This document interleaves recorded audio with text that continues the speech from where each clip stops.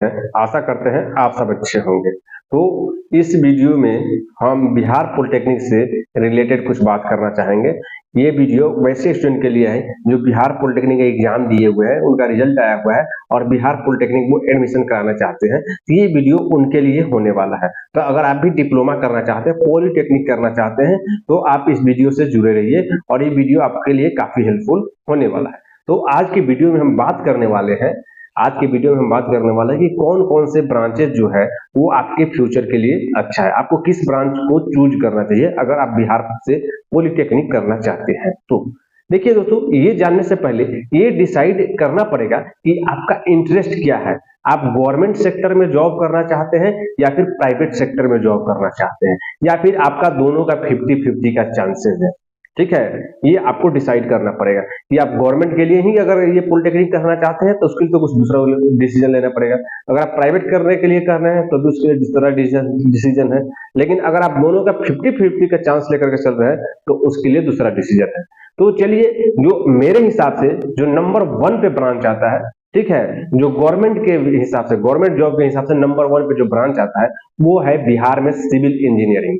अगर आप civil engineering करते हैं तो आपको बिहार में गवर्नमेंट जॉब की होने की संभावना काफी ज्यादा होगी। ठीक है, जैसे एग्जांपल लेते हैं कि अगर आप बिहार से सिविल इंजीनियरिंग करते हैं तो आपको एक चीज तो पता होना चाहिए, बिहार सरकार के हिसाब से बिहार सरकार ने ये कंपलसरी कर दिया है कि जो भी बिहार सरकार की टेक्निकल जॉब आएगी, इंजीनियरिंग की जॉब आएगी, तो वहां पे अगर बिहार से अगर आप सिविल इंजीनियरिंग की है तो आपको 40% तक का आरक्षण वहां पे आपको मिलेगा। ठीक है, एक तो ये फायदा आपका हो गया। दूसरा चीज जो है कि बिहार में जो गवर्नमेंट का जो डिप्लोमा का जो रिक्वायरमेंट आता है वो अभी तक जो है कि सबसे ज्यादा डिप्लोमा का सिविल इंजीनियरिंग का आया हुआ है। ठीक है, अभी 3-4 साल का रेशियो को देखिए तो आपका बीटीएससी जेई हो गया, आपका पंचायती राज संघ हो गया, ठीक है, आपका ये एलआरसी हो गया, ठीक है, आपका बिहार अमीन हो गया, तो ये सब सिविल का ही रिक्वायरमेंट है। इसमें बहुत ज्यादा जो है कि सिविल का रिक्वायरमेंट है, 90%। ठीक है, 90% तक सिविल का रिक्वायरमेंट है। आपको एक चीज और बता दें कि अगर आप सिविल इंजीनियरिंग करते हैं तो वहां पे आपको अपने मार्क्स पे ध्यान देना पड़ेगा, क्योंकि बिहार में अधिकतर जितने भी जो वैकेंसी आई हुई, जितना भी सिलेक्शन हुआ, जितना भी वैकेंसी हुआ है, उसमें जो है 80% तक जो है आपका मार्क बेसिस हुआ है। ठीक है, 80% तक मार्क बेसिस ही होता है। तो आपको सिविल इंजीनियरिंग कर रहे हैं तो आपको मार्क्स पे ध्यान देना होगा। जैसे बता दें, पंचायती राज संघ जिसमें बहुत सारे लड़कों का हुआ है, बिहार जेई में हुआ था, वो संविदा पे था। ठीक है ना, और अभी भी पंचायती राज संघ का रिक्वायरमेंट आया हुआ है जो सिर्फ और सिर्फ मार्क बेसिस है। ठीक है ना, तो आपको डरने की जरूरत नहीं है, अगर सिविल इंजीनियरिंग से कर लेते हैं, ठीक है, तो मार्क बेसिस पे जॉब आते रहेंगे। ठीक है ना, और आया हुआ है। तो जो पंचायती राज संघ में जिनका जॉब हुआ था, चाहे जो भी हो, वो सब जो है कि आपका मार्क बेसिस था। इसके अलावा जो बीटीएससी जेई का जो अभी ज्वाइनिंग हुआ है, बहुत सारे लोगों का जल शासन संसाधन विभाग में बहुत सारे लोगों का ज्वाइनिंग हुआ है बीटीएससी जेई में। ठीक है ना, हमारे आसपास के भी काफी लोग हैं, तो उन लोगों का भी जो है ना कोई एग्जाम देकर के सिलेक्शन नहीं हुआ है, वो भी सिलेक्शन जो है सिर्फ और सिर्फ मार्क बेसिस पे हुआ है।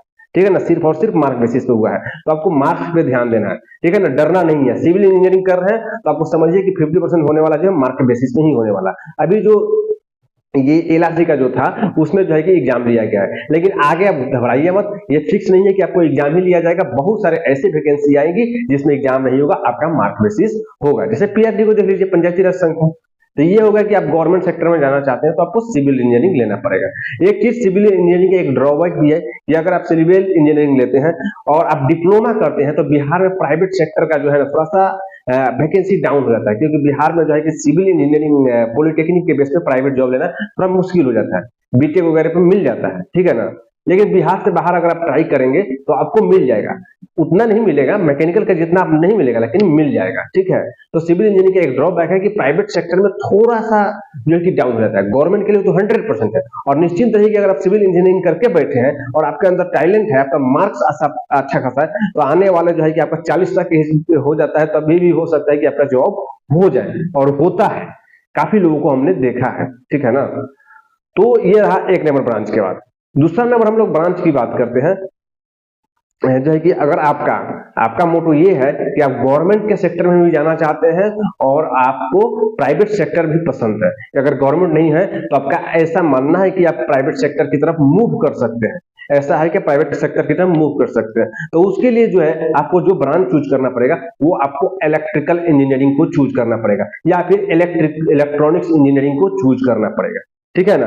बिहार में अगर हम लोग वैकेंसी की बात करें तो सिविल के बाद जो सबसे ज्यादा रिक्वायरमेंट आता है गवर्नमेंट के फील्ड में वो आपको इलेक्ट्रिकल इंजीनियरिंग या फिर इलेक्ट्रॉनिक्स इंजीनियरिंग का रिक्वायरमेंट आता है। और इसमें भी जो है 40% आरक्षण जो है 40% रिजर्वेशन का जो है कि इसमें भी जो है वो फॉर्मूला कायम है, इसमें भी लागू है। तो आप इलेक्ट्रिकल इंजीनियरिंग कर सकते हैं, ठीक है। इलेक्ट्रिकल आपका बिजली विभाग में आता है, एनटीपीसी जो है कि आईओसीएल ये सब में आता है। इसके अलावा डीआरडीओ वगैरह में सब में अच्छा खासा सीट आता है, ठीक है ना।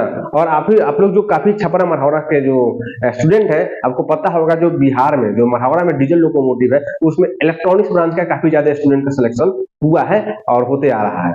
तो आपका ये जो है कि आप इलेक्ट्रिकल ब्रांच जो है कि 2 नंबर पे चूज कर सकते हैं। एक तो यहाँ पे गवर्नमेंट पे हो गया, ठीक है ना। और इसका जो है कि प्राइवेट सेक्टर में ही बहुत ज्यादा मांग है। अगर आप प्राइवेट सेक्टर में भी जाते हैं इलेक्ट्रिकल करके तो अच्छा खासा डिमांड है, वहां पे आपका जॉब लग ही जाएगा और अच्छा खासा डिपार्टमेंट में लगेगा। आपका मेंटेनेंस डिपार्टमेंट में लगेगा, इलेक्ट्रिकल इंजीनियरिंग के तौर पर लगेगा, सर्विस इंजीनियरिंग के तौर पर आप काम कर सकते हैं। तो ये एक अच्छा खासा जो है अपॉर्चुनिटी बन जाता है, ठीक है। आपको पता है ये पूरा दुनिया जो है पूरा जो है कि युग जो है इलेक्ट्रॉनिक युग है, तो फिर इलेक्ट्रॉनिक का डिमांड नहीं होगा तो किसका होगा। तो 2 नंबर पे हम लोग बात करें तो वो इलेक्ट्रिकल इंजीनियरिंग आता है। आपको 2 नंबर पे इलेक्ट्रिकल इंजीनियरिंग को चूज करना चाहिए, ठीक है ना। अब बात करते हैं 3 नंबर पे। अगर आपका 100% में से 70% है कि आप जो है कि प्राइवेट जॉब ही करना चाहते हैं तो आपको मैकेनिकल इंजीनियरिंग को चूज करना पड़ेगा, जिसको इंजीनियरिंग का राजा कहा जाता है, ठीक है ना। मैं भी मैकेनिकल फील्ड से हूं, तो मैकेनिकल से करते हैं तो इसको इंजीनियरिंग का राजा करता है। ये मैकेनिकल इंजीनियरिंग जो है ना, एक चीज बता दें थोड़ा सा, ये हमारा जो है कि फेवरेट ब्रांच है। तो मैकेनिकल इंजीनियरिंग जो है आप मैकेनिकल इंजीनियरिंग करके किसी भी फील्ड में जा सकते हैं, इलेक्ट्रिकल के फील्ड में भी जा सकते हैं, ठीक है ना। कंप्यूटर वाले में भी मैकेनिकल इंजीनियरिंग वाले जाते हैं, ठीक है। तो अगर आपका मोटो है कि तुरंत जो है कि डिप्लोमा करना चाहेंगे करेंगे और प्राइवेट सेक्टर में मूव करेंगे तो आपको मैकेनिकल इंजीनियरिंग करना चाहिए। अगर आप मैकेनिकल इंजीनियरिंग कर लेते हैं तो आपको 100% चांसेस है कहीं ना कहीं आपको जॉब मिल ही जाएगा, ठीक है ना। प्राइवेट सेक्टर में तुरंत जॉब मिल जाएगा, ठीक है। और आपको मैकेनिकल से इंजीनियरिंग करने के बाद आप जानना चाहते हैं कि मैकेनिकल में क्या फ्यूचर है, क्या ग्रोथ है। बिहार में लोग मैकेनिकल को गाली देता है, ठीक है ना, क्या ग्रोथ है।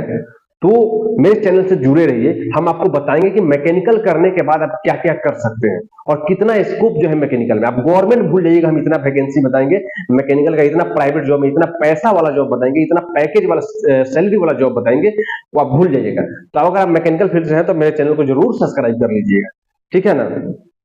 तो आप मैकेनिकल ब्रांच को चूज कर सकते हैं, ठीक है। चौथे नंबर पे बात करें तो आप कंप्यूटर साइंस के ब्रांचेस को चूज कर सकते हैं। तो ये रहा आपका गवर्नमेंट जॉब के हिसाब से अच्छे जो है कि जो ब्रांचेज है जो आपको चूज करना चाहिए, ये मैंने आपको बता दिया है, ठीक है ना। अभी अगले वीडियो में कुछ हिडन ब्रांचेज के बारे में हम वीडियो बनाएंगे, जिसमें क्या होगा कि ब्रांचेज बहुत सारे अच्छे ब्रांचेज है जिसमें लड़कों को पता नहीं है और वो उसमें एडमिशन नहीं लेते हैं और उसका प्राइवेट सेक्टर में बहुत ज्यादा डिमांड है, ठीक है ना, बहुत ज्यादा डिमांड। ऐसे कुछ ब्रांचेज है, ठीक है। तो उन ब्रांचेज के बारे में आपको बताएंगे। अगर आपका रैंक कम है, ज्यादा है और आपको लगता है कि हमको ये ब्रांच नहीं मिल जाएगा तो वो ब्रांच लीजिए, आपको फ्यूचर में काफी ज्यादा बेनिफिट होगा, ठीक है। और एक बात और बता दें कि वैसे स्टूडेंट जिनका बिहार पॉलिटेक्निक में काफी ज्यादा रैंक है, उनका चांसेस है जो है कि 20,000 के पार रैंक है, उनका जो है कि मन पसंद जो है कि ब्रांच नहीं मिल रहा है, वो हमसे कांटेक्ट करें। उनका जो है कि एडमिशन हम प्राइवेट कॉलेज में करा देंगे, ठीक है ना, अच्छे खासे जो है कि बहुत ही मिनिमम फी में, ठीक है। दूसरे अदर स्टेट में यूपी में करा देंगे, बंगाल में करा देंगे, ठीक है ना। अपने मन पसंद ब्रांच से आप कर सकते हैं, ठीक है, क्योंकि आपको इंजीनियरिंग एक ही बार करना है, ठीक है। तो थोड़ा सा पैसा लग जाए लेकिन सही रास्ता सही ब्रांच से करना है ताकि फ्यूचर में आपको कभी ऐसा पछतावा ना हो, ठीक है। थैंक यू, धन्यवाद।